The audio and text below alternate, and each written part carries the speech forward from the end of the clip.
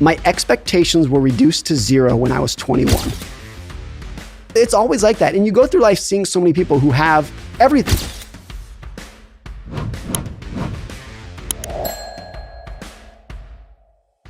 It reminds me of something in your new book, which is out in November, which is, I've gassed up a lot of books on this podcast before, but this is one of my favorite of all time.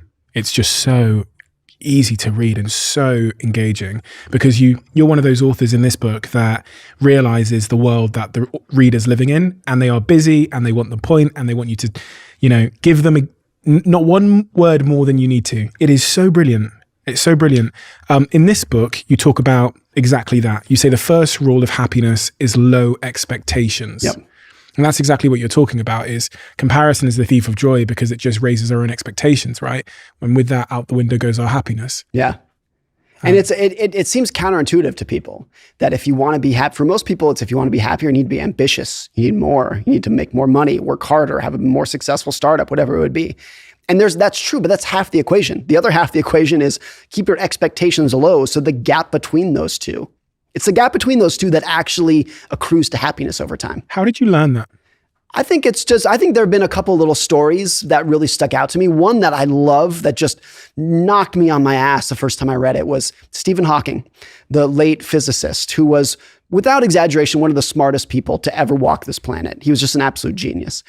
And a quirky, of course, is that he had a motor neuron disease and he was paralyzed from head to toe. He had no control over his body. He spoke through a computer. Not a single muscle in his body could he actually control by himself. So he was, physiologically, it's one of the worst lives that you can imagine. And he did an interview with the New York Times a couple years before he died. And during the interview, he's talking about how happy he was and how amazing his life was. And the New York Times they asked him, what is your secret to happiness? Like, if there's anyone who has the right to complain about life, it's that guy. And he's talking about how happy he was. And he said, my expectations were reduced to zero when I was 21, which is when he got his disease. And he said, everything else since then has been a bonus.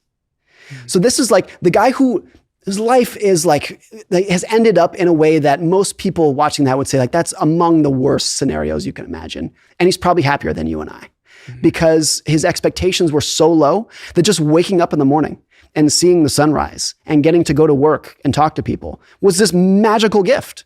I mean, you can imagine, not to get too morbid about this, but imagine you're on your deathbed and the doctor is very confident that you're going to die tomorrow. And then let's say that you make it one more day. What is that sunrise going to feel like? What's that, holding your wife's hand for one more day going to feel like? It'd be amazing just because your expectations were on the floor. Mm-hmm. And so it's always like that. And you go through life seeing so many people who have everything, all the money, the great family, all the health, the beauty, everything you can imagine, and they're not happy for it. And it's because with everything that they have, their expectations rise not only to that level, they might rise above it. So if your expectations rise faster than your income, you're never going to be happy with your money, no matter how much money you make. You can make $1 billion a year, but if you needed and wanted 1.1 billion, you're broke. You feel broke. And the reverse of that is true too. There are people who make $50,000 a year, but if they only need 40 to be happy, they're stoked. They feel great. And so I think that's one of the reasons it's so important, is because managing your own expectations is more in your control than managing your circumstances in terms of raising your income, raising your investing returns. It's not that you can't control raising your income. You can be ambitious and smart and entrepreneurial, of course, but it's more in your control to just inside your head to say, I'm going to try to want less. That's just a mental exercise. That's not to say it's easy.